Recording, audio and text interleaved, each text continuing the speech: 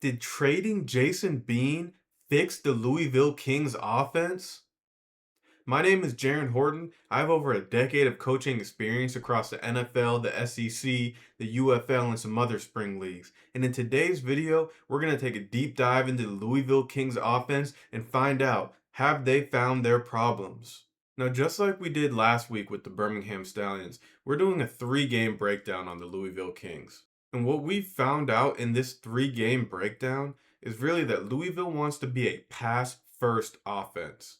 They're not running the ball very well, and that does not fit Jason Bean's skill set.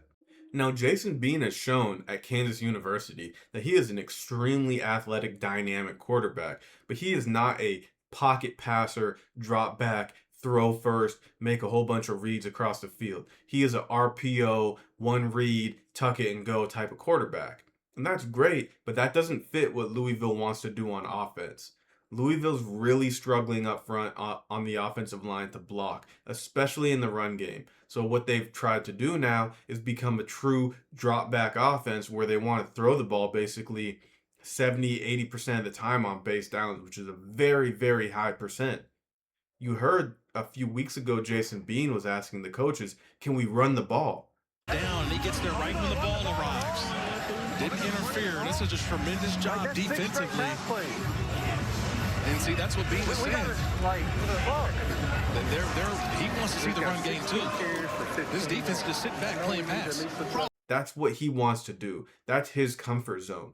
He is an RPO, one read, get the ball out quick, maybe take a few shots down the field, but he's not a true drop back passer. Look around, read from 1 to 2 to 3, make this progression. And not saying that Jason Bean can't do that, but that doesn't really help him out as a quarterback. What helps him out is what he did at Kansas University. A lot of RPOs, a lot of misdirection, pullers, where he can be an athlete in space, really half field reads where he doesn't have to see the whole picture. And he can make one decision and then tuck it and go. So now as we look at this Louisville Kings offense, this breakdown, these 3 games were the weeks 2 through 4 games. All right, so that's week 2, week 3, and week 4. That's where the numbers are from. However, I looked at the week 5 and the week 6 game to make sure that the numbers really matched to see if they changed anything drastically. And really, for the most part, these numbers really hold true through weeks 2 through 4, 2 through 5, and then really 2 through 6. So the numbers we're looking at might be a few percentages off based on week 6 or week 5, but really this is who they are. We got enough of a sample size to tell who they are. This is a pass first offense. They like China concepts, smash concepts, really the slot receiver going vertical and then the outside receiver sitting down, a 7 route or a hitch or a seam or something in that wheelhouse, star routes. They like high lows, which is usually the outside receiver going underneath and then the inside receiver running a dig. They like quick game, double slants. But like we said, it's a pass first, drop back pass offense. It's not a whole bunch of RPOs in the pass game. They do have RPOs, but it's really true drop back pass, not play action, not RPOs. And now it's mainly an 11 personnel team with a little bit of 10 and a little bit of 12, but mainly 11 personnel. Okay.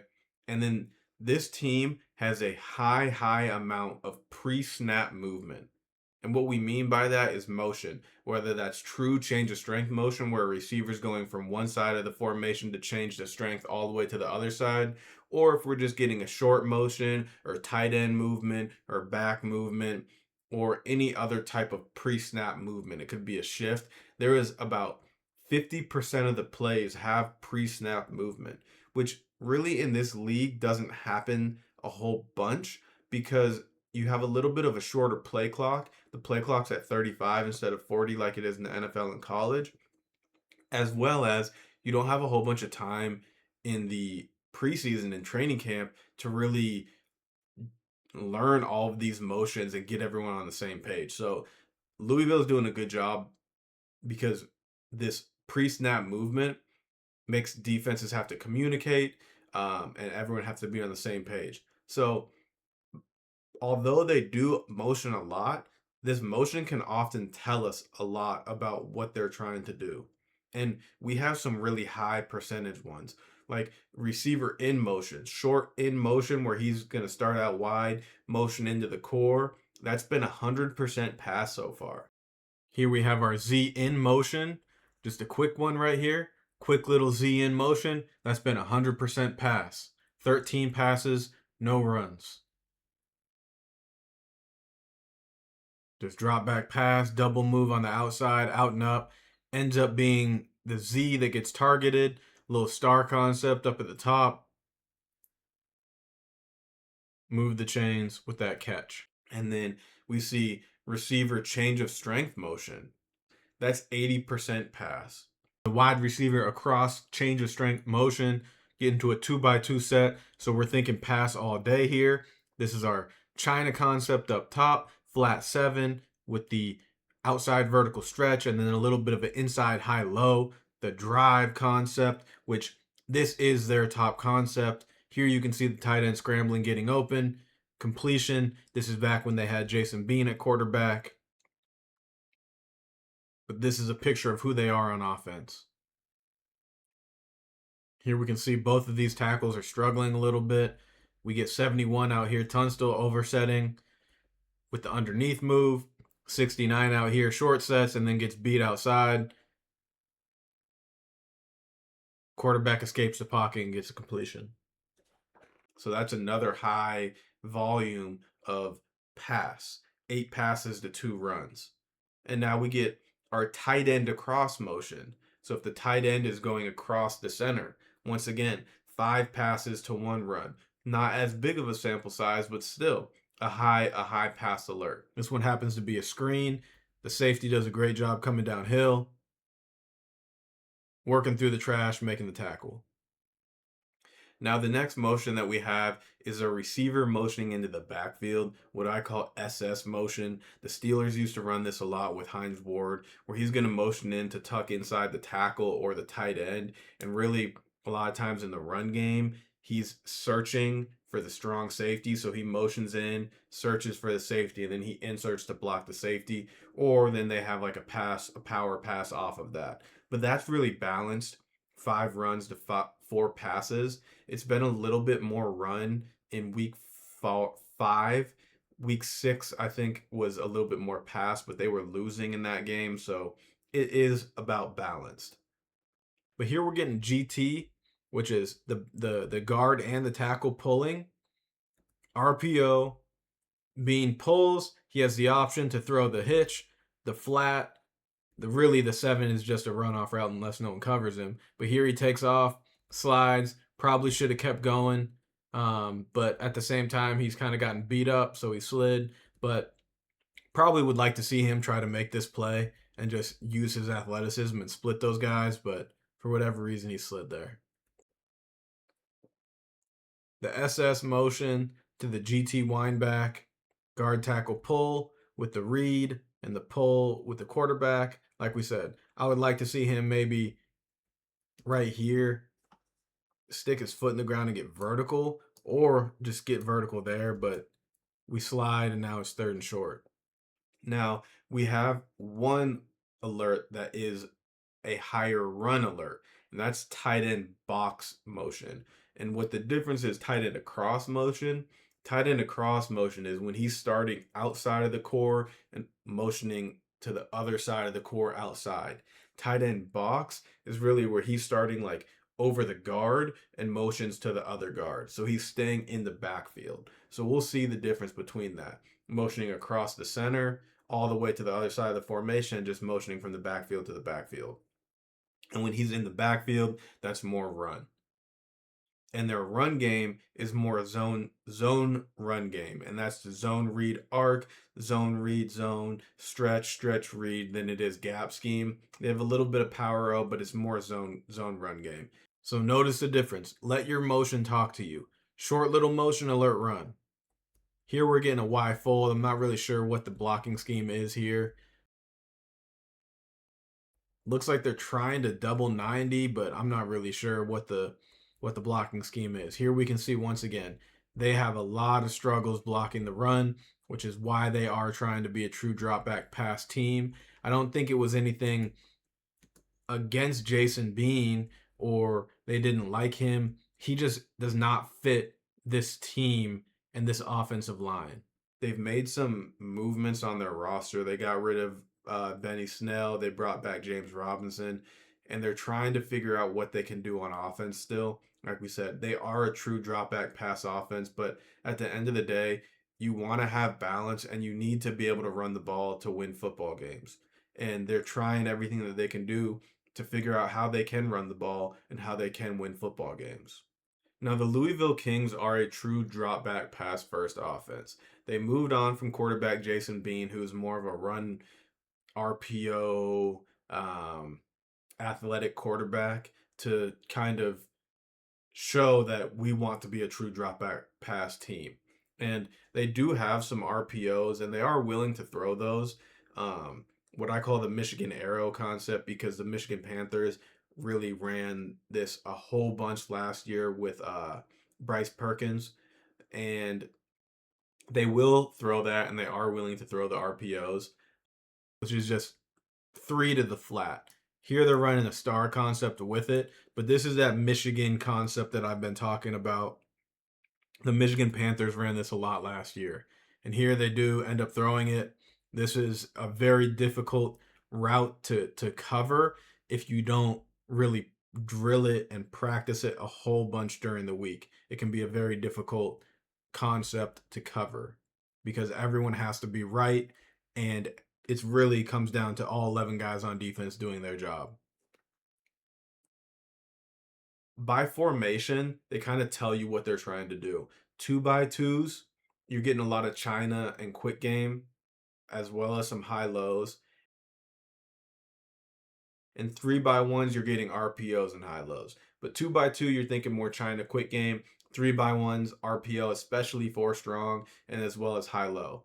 But here we get the shift and the motion. So we start in three by one to the right, and we get a shift and then a motion to three by one to the other side. So this can cause a lot of confusion with the defense, a lot of moving parts, which is why teams do it. Here we're getting the mesh concept, but once again, we don't block up front correctly.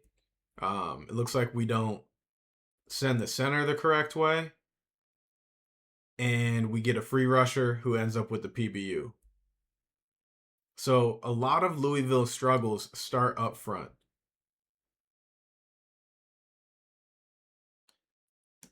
Someone needs to block number 9. I'm assuming that he's sliding for him, but now we need to see number 9 step down and we need to slide the line the other way, or the back has to take number 9. Since this is a 5-out concept, the back is hot. He's the QB's hot read, but number 9 just makes a good play and gets a PBU. And then bunch in 11 and 12 personnel, you're getting pass. All of the bunch formations, only 6 have been passes. So now we get down to our formation notes. This is just base downs, remember, first and second down. 11 personnel, we can see pass first offense, 73% pass, 47 passes to 17 runs. And like we said, these numbers are from games 2, 3, and 4. But then I looked at week 5 and put that in, and the numbers held true. They maybe were like from 73 to 75 or 73 to 71, but it really held true. Same like area of percentages. And then if you put in the most recent game, week 6, it was even higher pass. I think it was 26 passes and 7 runs. So that's what they do. They're a pass first offense. And now when we get into formations, like we can see, deuce and doubles, our 2x2, are high passes. Over 80% in the 2x2 and 11 personnel, over 80% pass. All right, so that's 11 personnel 2x2 and 11 personnel as 10 where the tight ends split out. You're thinking pass when it's 2x2. 11 as 10, alert pass. This is just quick, all slants. Receivers do a good job up top of now recognizing that the quarterback is out of the pocket, trying to get open. 84 makes a nice catch right here to move the chains. Big play late in this game that ended up going into overtime. But here you can see, once again, we're really struggling up front, really struggling to block.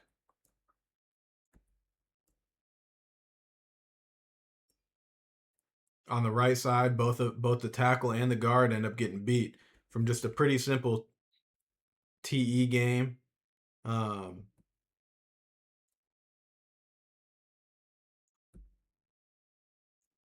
Just guys on defense winning their one-on-ones. Trips is a little bit more balanced, right? 7 runs to 10 pass. We motion from 2x2 across a 3x1. We can see Mark Gilbert, the nickel, number 8 for Orlando, running with this, showing either man or a cover 3 potentially with how Orlando's running this. Looks like cover 3 for them. But this is what we're calling the Oregon concept, what we talked about last week. Just the 2 overs here. He can extend that. He's going to go inside to here. And then if the running back can get out, he should leak out this way, and the tight end's going to block and leak out this way. Like we said last week, we want to hit this ball right here or right here late. And if we see single high, we can take the shot to the vertical. So here, that's where that ball wants to go. It's a little deeper than it normally is. Usually this ball is about 18 to 22 yards, 2 yards inside the hash. I'm sorry, 2 yards inside the numbers. But this one happens to be a little bit deeper. This is about, let's see, 10, 20. So yeah, it's still about 22 yards. So that's where that ball is hitting, just 2 yards inside the numbers. A little bit deeper, but that's because he had to scramble and kind of not on time of a throw right there.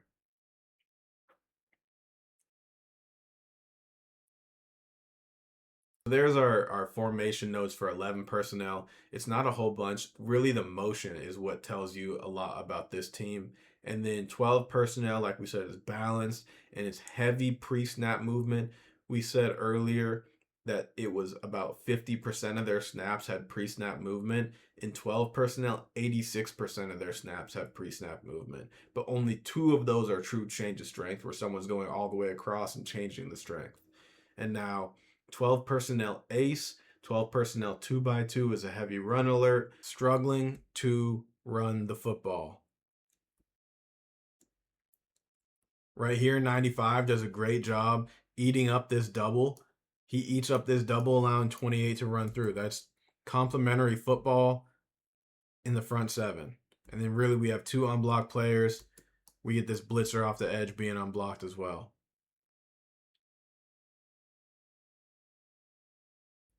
Starting a 12 as 11, just a short little motion to once again looking like 12 personnel 2x2 pistol telling us run. We're getting a power look right here, but once again, I mean, that's an okay run. You're getting 3.5 yards on 2nd and 5, so that's really an efficient run for them right here. But at the same time, we don't end up right here. If we do our job and come up here and make that block, then he's going to be untouched for a touchdown. So same thing, like almost, but that's the difference between a 2.5-yard run and a wherever the ball is, the 48, a 50-yard touchdown run. So double to here, but we're off balance, falling. If 78 can climb, we get a nice block here. 84 kicks out 11, and then he's just right up the hash for a touchdown. But unfortunately, there's an unblocked player, and now we have to play 3rd and 1. And then 10 personnel, like we said, not many, only 6 plays, and it was balanced run to pass. Once again, short motion. They've been using Isaiah Winstead, number 11, kind of as that tight end role because he's a bigger body receiver. It's that same thing that we saw in 11 personnel, just that wind back. Here, once again, they hand it, but they have the opportunity to throw the flat, to throw the hitch, and like we said, this is a runoff. Once again, a 1-yard run is not an efficient run for us. So we really missed the block on 95. We need to be down. He's probably going to have to climb for someone back here.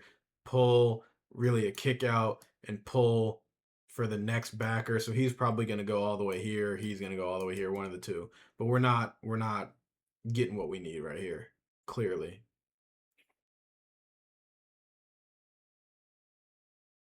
So now that we've looked at the numbers, we've looked at the tape, and we've really kind of dissected Louisville and their offense, we can finally really come to the conclusion that no, trading Jason Bean didn't solve their problems. Their problems really start up front at the offensive line. They're struggling to block in the run game as well as in the pass game, and that's really a recipe for disaster. They don't really have anything that they can hang their hat on and really say, this is what we do well. So now that they have Chandler Rogers at the helm, maybe they'll see a little bit of improvement as he is more of a pocket passer than Jason Bean was. But until they fix that offensive line, I don't know that they're going to be able to be a really explosive offense in the UFL this season. If you like this sort of content where we really deep dive into football teams and find out who they are, we peel back the layers, look at the numbers, look at their tendencies, and really look at the all 22 film from a coach's eye, like, subscribe, comment on the video, tell me who you want to see next week, and we can get that done, and I'll see you in the next video.